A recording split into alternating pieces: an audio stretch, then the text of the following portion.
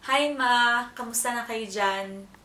Since na magkalayo tayo, I still want to make this day special.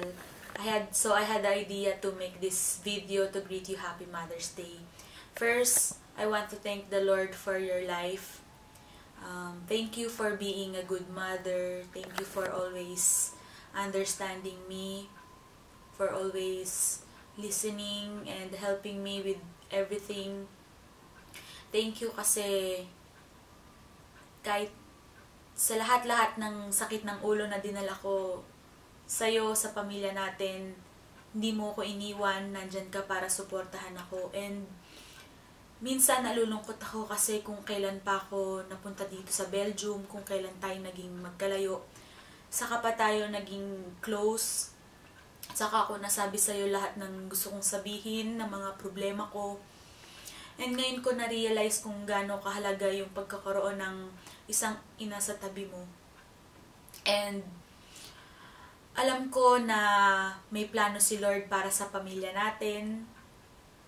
And I pray na sana bigyan ka pa niya ng mahabang buhay na lalo ka pang patatagin ni Lord para yung mga plano ko sa pamilya natin para sa'yo, mahintay mo pa at matupad ko pa. And thank you kasi ikaw yung idolo ko, na ikaw yung pinaghuhugutan ko ng lakas. Kasi alam mo yung sa dami ng problema na pinagdaanan natin sa pamilya, nandyan ka lang para hindi ka sumuko. Ikaw yung pinakamatatag. Kaya gusto ko maging katulad mo na sa lahat ng pagsubok, hindi ka bumitaw.